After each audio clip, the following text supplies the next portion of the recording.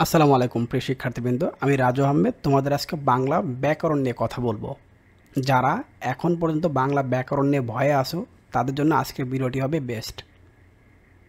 এখন পর্যন্ত 2023 সালের শিক্ষার্থীদের জন্য মানে আমাদের প্রিয় পরীক্ষার্থীদের জন্য 4টা ভিডিও প্রকাশ করা হয়েছে।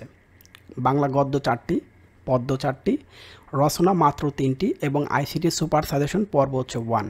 4টা ভিডিওর লিঙ্কটা আমি ফার্স্ট কমেন্টে দিয়ে রাখলাম এবং ডেসক্রিপশনে তোমরা কিন্তু পেয়ে যাবে। তাহলে চলো মূল ভিডিও স্টার্ট করি।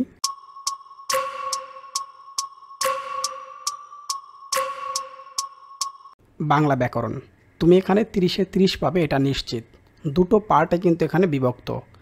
প্রথম পর্বে আমি শুধুমাত্র প্রশ্নের উত্তরগুলো আজকে করব। সেটা কিভাবে, মানে এখানে একটা আছে তুমি পদ নির্ণয় করো, শুদ্ধ বানান লিখো, শুদ্ধ উচ্চারণ লিখো, সমাস নির্ণয় করো। এই পর্বটা আমি সেকেন্ড পার্টে রেখেছি। দেখো, প্রথম অধ্যায়ে আমি মাত্র 3টা কোশ্চেন তোমাকে পড়তে বলবো। উচ্চারণ রীতি কাকে বলে, এ ধ্বনি উচ্চারণের 5টি নিয়ম উদাহরণসহ লিখো। উদাহরণসহ এ ধ্বনির উচ্চারণের 5টি নিয়ম লিখো। প্রথমটা ছিল প্রথমটা ছিল অধ্বনি। উদাহরণসহ বফলা এবং মফলা উচ্চারণের 5টি নিয়ম লিখো। জাস্ট এই 3টা কোশ্চেন খুব ভালো মতো করে প্র্যাকটিস করো। আর এই 3টা কোশ্চেন আমি যত সুন্দরভাবে লিখে দিয়েছি, বই পুস্তক টেস্ট পেপার পড়লে একটা প্রশ্ন মুখস্থ করতে বা বুঝে পড়তে সময় লাগবে 10 থেকে 20 মিনিট, কিন্তু আমি কোশ্চেনগুলো এমনভাবে লিখে দিয়েছি 3 থেকে 4 মিনিটে তোমার কোশ্চেনটা মুখস্থ হয়ে যাবে, আমি বিশ্বাস করি। সেটা সেভাবে লেখা আছে। সেটা কোথায় পাবে, ভিডিওর শেষে তুমি জানতে পারবে। এখন দেখি দ্বিতীয় অধ্যায় থেকে আমরা কোন প্রশ্নগুলো শিখব।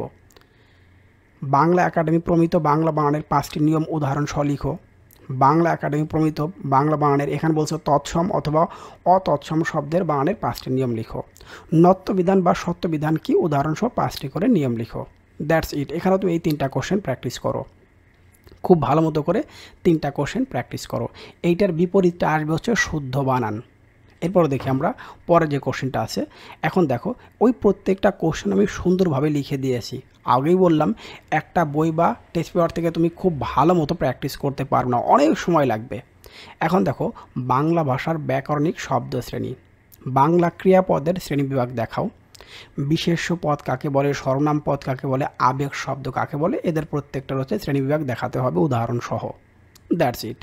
এই প্রত্যেকটা কোশ্চেন আবারও বলতেছি, এত সাজানো গোছানো লিখে দিয়েছি যেটা তুমি অবাক হবে দেখে, আমি বিশ্বাস করি। এরপর দেখো, পরে যেটা আছে অধ্যায় হচ্ছে 4, বাংলা শব্দ গঠন। বাংলা শব্দ গঠন বলতে কী বোঝো, উপসর্গ কাকে বলে এবং লাস্টের সমাস কাকে বলে। এবং প্রত্যেকটা দেখো ভিন্ন ভিন্ন, মোট 3টা প্রশ্ন এখানে। এখানে বিপরীত হিসেবে যে কোশ্চেনটা থাকবে সেটা হচ্ছে সমাস নির্ণয় করতে হবে তোমাকে। তাহলে এই 3টা কোশ্চেন ভালো মতো প্র্যাকটিস করো। আশা করি তোমরা এই 3টা কোশ্চেন প্র্যাকটিস করলে, সমাস না করলে তুমি এখান থেকে আনসার করতে পারবে, যদি সমাস টোটাল না করতে পারো। এরপর আমরা দেখবো হচ্ছে পরে যেটা আছে পঞ্চম, বাক্যতত্ত্ব।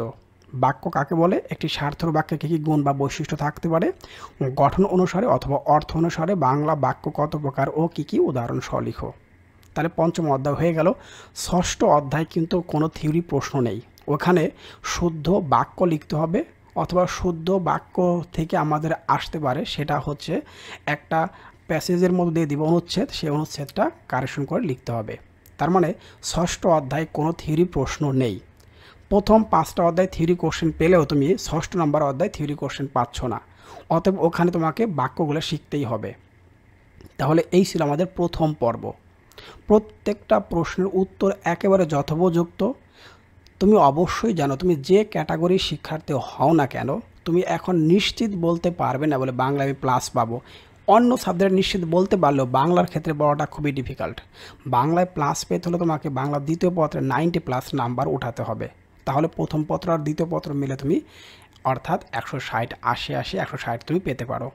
এবং আজকে তোমরা দেখবে কিভাবে তুমি বাংলা দ্বিতীয় পত্রে 40-এ 40 পাওয়া যায়, রিটেন পার্টটা বাকি থাক। এখন দেখো আমরা পর্ব 2 আমরা কি শিখব। পর্ব 2টা হচ্ছে দেখো সবচেয়ে ইন্টারেস্টিং পার্ট এবং সবচেয়ে সহজ পার্ট।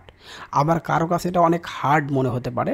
শুদ্ধ উচ্চারণ শিখব মাত্র 99টি, শুদ্ধ বানান 120টি, ব্যাকরণের শব্দ শ্রেণী খুবই সুন্দরভাবে এক গোছানো উত্তর, 99টি সঠিক পদ নির্ণয়, 8টি সমাস কীভাবে নির্ণয় করবে টেকনিক সহ এবং সাজেশনগুলো পাশাপাশি থাকবে। বাক্য পরিবর্তন, ওই যে অস্তিবাচক, এই টাইপের বাক্যগুলো থাকবে 100টি।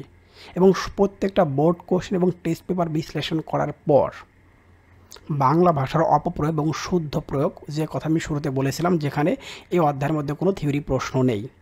এখানে দেবো আমরা 99টি বাক্য, এবং এখানে একটা টুইস্ট, সেটা হচ্ছে পারিভাষিক শব্দ আমরা দেবো হচ্ছে 150টি, যেটা কিন্তু ব্যাকরণের মধ্যে পড়ে না।